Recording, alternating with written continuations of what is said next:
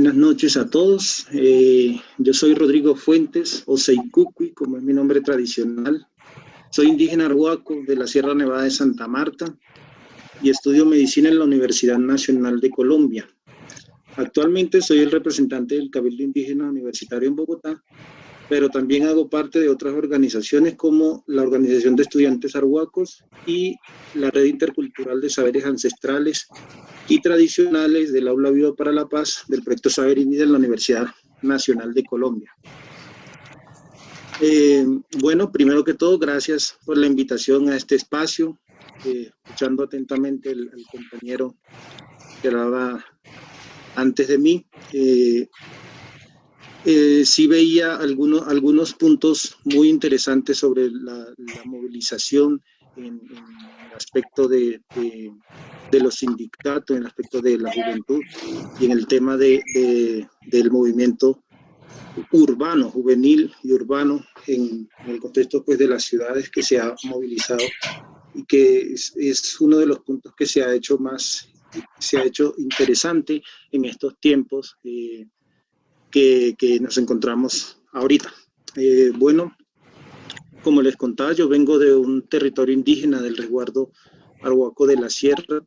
La forma de participación democrática, de manifestación y movilización, siempre son un poco diferentes entre regiones, un poco diferente también entre pueblos. Nosotros conocemos o hemos escuchado hablar acerca del movimiento indígena y de la Guardia Indígena, cómo estos pueblos se unifican bajo este principio de unidad que identifica, digamos, los pueblos originarios, pero digamos, la cara visible de esto han sido más que todo los pueblos indígenas del suroccidente, los pueblos indígenas del Cauca, sin olvidar que, digamos, los otros pueblos indígenas, tanto como de la Amazonía, los pueblos del norte de Colombia, también se encuentran en movilización y también se manifiestan de muchas otras maneras. Es otra de las características que tiene este movimiento. Nosotros como estudiantes ahora, como estudiantes indígenas que venimos pues, de los distintos territorios de nuestro país, venimos a las universidades con muchas falencias, principalmente en tema de educación. Quería compartir un poquito inicialmente como de mi historia, cómo accedo, digamos, a este servicio, más bien que es un poco más distante de lo que se diría un derecho real a la educación. Yo ahorita sería el único, por ejemplo, estudiante arhuaco que se encuentra en la facultad estudiando medicina. Y desde entonces creo que solamente han pasado a la universidad como un solo compañero más a una carrera pues distinta. Yo ingresé en el 2012, aún me encuentro estudiando y pues bueno, ha sido una trayectoria bastante dura. Pues, como ven, no he podido terminar mis estudios por distintas dificultades de tipo económico, de tipo académico, de sostenimiento de bienestar universitario y todo eso. Esas dificultades son una de las luchas que nosotros tenemos como estudiantes. El acceso, la permanencia, la pertinencia de la educación para los pueblos indígenas. Cómo se ven, digamos, nuestros derechos limitados en esos aspectos. No hay, digamos, un acceso, digamos, oportuno y real para los pueblos indígenas y para los grupos étnicos. Pero bien, yo logré tener ese privilegio de ingresar a la universidad. Ha sido una cosa, pues, totalmente dura, totalmente difícil. Han tocado pues actualmente el tiempo de pandemia, el tiempo de movilización y pues es una cosa muy, muy dura. Y nosotros encontramos dentro de la universidad, o más bien nos encontramos dentro de la universidad, haciendo comunidad, primero con nuestra propia identidad, nos integramos entre pueblos, entre nosotros mismos, para, digamos, no perder nuestras raíces, no perder nuestras costumbres. Y segundo, nos encontramos en la interculturalidad con otros pueblos indígenas y con otros grupos étnicos y diversos, pues, que se pueden encontrar dentro de la universidad, que es como ese primer escenario con el que nos encontramos, directamente vinculados al venir a una ciudad a estudiar. Y constituimos organizaciones, colectivos, para precisamente apoyarnos entre nosotros en distintos aspectos. Uno de esos puede ser en temas académicos, un apoyo como monitorías, para el tema de inglés, el manejo de sistemas, tantas otras cosas en que podemos ayudarnos y que tenemos muchas fallas. En temas también como de la preservación y la expresión cultural, que eso es una de las raíces que nosotros no podemos perder al venir a las ciudades. Es una de las fortalezas que tenemos nosotros. En algunos casos, esa identidad se va perdiendo, se va, digamos, transformando en medio de este relacionamiento que a veces nos conflictúa a nosotros mismos dentro de las universidades y dentro de las ciudades. En otros casos, como el mío, más bien ha ayudado a fortalecerme, pero también porque he encontrado dentro de estas organizaciones, dentro de estos colectivos, el identificarme como una persona diferente, como una persona con una identidad cultural apropiada y pertinente a esos territorios plurales que nos encontramos, en mi caso en la Sierra Nevada de Santa Marta. Y entonces uno se siente identificado y orgulloso de su tradición, en medio de esa diferencia, de un valor agregado, pero también se fortalece en el asunto de ser vocero y, digamos, gestor de las luchas propias de nuestros territorios que representamos. Y finalmente, el otro punto sería el del bienestar, el bienestar universitario de los estudiantes indígenas. Nosotros nos organizamos de esa manera, sin olvidar las otras poblaciones que también tienen estas dificultades de sostenimiento, de ingreso y bueno, todo esto que se presenta. El bienestar universitario. Y me preocupaba en una ocasión iniciando el paro, que veía una publicación en un grupo muy conocido de nuestra U, en el que se manifestaba una de estas formas de protesta, y era tumbando los monumentos a colonizadores, a conquistadores, y se preguntaban pues, en repetidas ocasiones en los comentarios, decía, ¿en qué momento el paro se convirtió en una lucha en contra del colonialismo y en contra del racismo? Yo quedé como ahí pausado un momento. Yo decía, pero ¿en qué momento esas luchas han parado? ¿En qué momento esas luchas han parado si esas luchas están permanentemente con nosotros? Porque esas luchas son las que nos han llevado al borde de la extinción a muchos pueblos. Y digamos, ese colonialismo, esa estructura colonial de nuestro gobierno es el que ha estado atropellando también en nuestros territorios todos nuestros derechos y nuestra identidad. ¿Por qué decir entonces que el paro solamente se centraba en temas como una agenda propia del paro y de cerrarnos estrictamente es esto y esto? Y sí, tenemos que unificar muchos puntos, pero ¿por qué desconocer la lucha del otro? ¿Por qué desconocer la lucha de estos territorios plurales?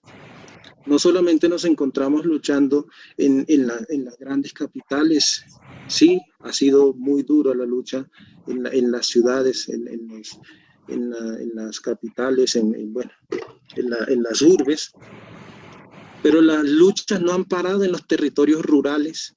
Las luchas no han parado en los territorios indígenas. Esas luchas han estado ahí permanentes. Es por eso que el movimiento indígena también se moviliza constantemente en apoyo y respaldo a las movilizaciones sociales de nuestro país, porque es que las luchas en los territorios indígenas no paran. Son constantes. Y nos unificamos para, digamos, tener esa mayor fuerza. Entonces nosotros tenemos que reconocer esa trayectoria de lucha de nuestros pueblos originarios en los territorios indígenas han sido luchas por el territorio, lucha en contra del racismo, de la xenofobia, lucha en contra de las grandes minerías que destruyen el territorio, lucha en contra pues, de las políticas del gobierno, el desconocimiento del gobierno en cuanto a temas de educación, de la salud propia de nuestros pueblos y el manejo también pues, de recursos. Pueblos indígenas que se han quedado sin territorio, no tienen sus resguardos y que hay grandes conflictos en estos territorios que están apartados, olvidados y algunos sin señal, no tienen la oportunidad de tener este tipo de conexión para informar al mundo de lo que sucede en los territorios, ¿no? Una oportunidad grande que hemos tenido ahora es la cantidad de información que se ha podido mover, que hemos podido compartir de este paro nacional pues a nivel nacional e internacional. Toda esta información que se mueve es una de las ventajas. Otra de las ventajas que yo veo es que se centró también en las grandes ciudades, pero a estas grandes ciudades hay que recordarles que los territorios urbanos, rurales y los pueblos, digamos, apartados de nuestro país no han parado la lucha nunca. Esa lucha siempre ha estado allí. Y nosotros, como descendientes de estos pueblos originarios, provenientes de regiones tan apartadas de nuestro país, personas que somos tan poquitas, muy poquitos dentro de las universidades, con toda nuestra carga cultural y en el encuentro con todas estas formas de educación tan diversa y bueno, todos estos conflictos que nosotros vivimos, no podemos olvidar de dónde venimos y las luchas que tienen nuestros pueblos. Entonces la lucha contra el colonialismo, contra el racismo, contra la xenofobia no es un tema de ahora. No es un tema de que se nos ocurrió vamos a tumbar un monumento ahora. Sí, le damos más fuerza y damos un mensaje poderoso cuando se tumba un monumento, como lo hizo el pueblo Misak con el juicio a Sebastián de Belalcázar, con un juicio acerca de los crímenes cometidos y pues, la decisión de tumbar este monumento y traer esa forma de expresión a Bogotá. Me parece una de las cosas más impactantes y de valorar que debemos tener. No tanto por, digamos, el daño pues, a la estructura, al monumento como tal, sino por el mensaje que se está dando y porque ese mensaje realmente está llegando. Dentro del Cabildo Universitario nosotros hicimos una reflexión el año pasado sobre la pertinencia de monumentos a colonizadores y conquistadores en el espacio público, por lo menos acá en Bogotá, que es el territorio pues, que nos ha abierto las puertas a los estudiantes pues, que nos encontramos acá en las universidades de acá. Hicimos esa reflexión. Por un lado colocábamos el asunto del patrimonio cultural, de la historia, de lo que ocurre, y por otro lado el tema del espacio público y de la diversidad y de poder revalorar y resignificar el espacio público. Y hemos llevado ese debate a distintos espacios donde esperamos que realmente logre calar y que nosotros podamos mirar ese espacio público que tenemos no solamente como espacio para, digamos, hacerle honor a personajes con los que, digamos, ya no nos encontramos identificados en estos tiempos.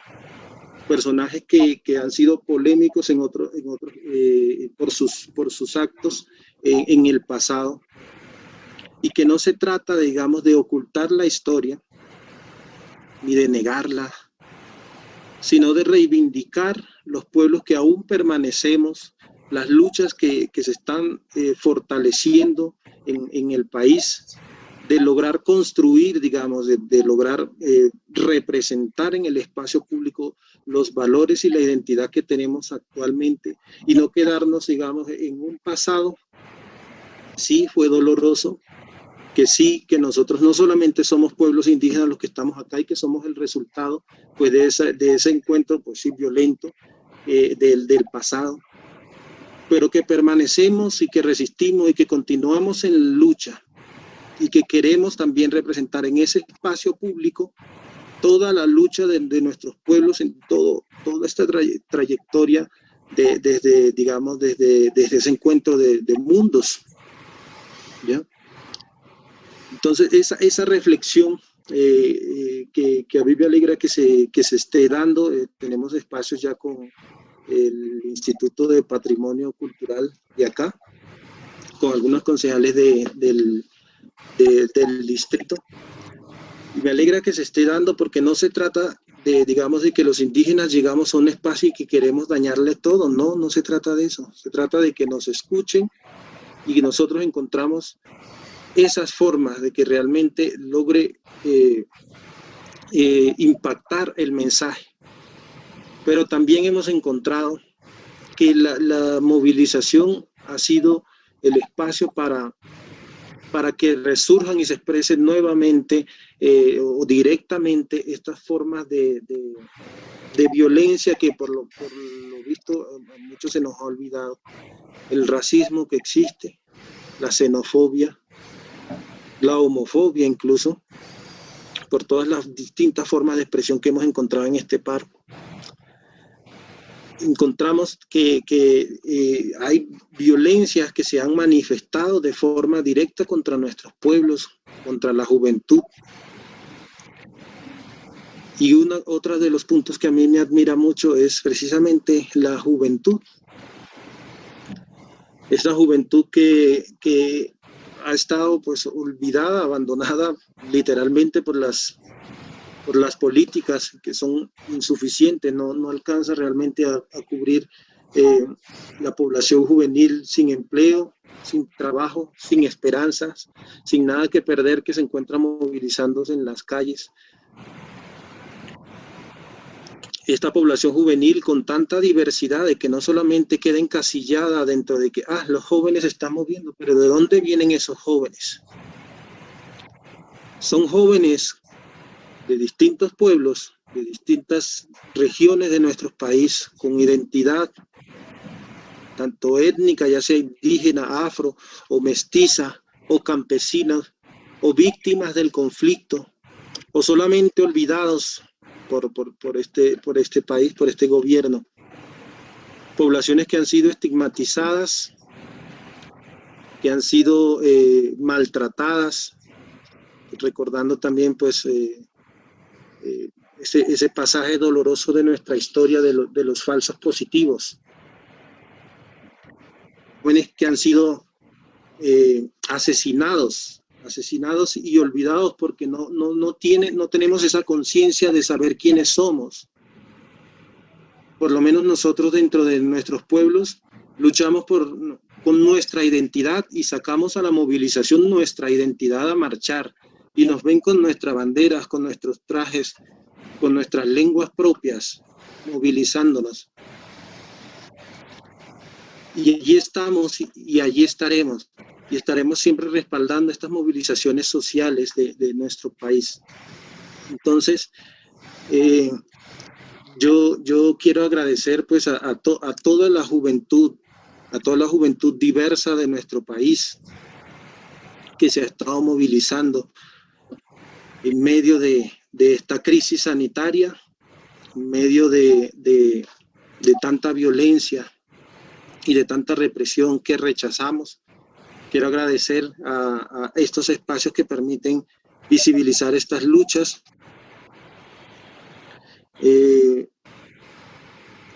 Y que me afecta mucho porque me acuerdo pues, de muchas imágenes que he visto y de toda la historia. Y es un aprendizaje que realmente me trae de venir a la capital y por eso no puedo olvidar de dónde vengo.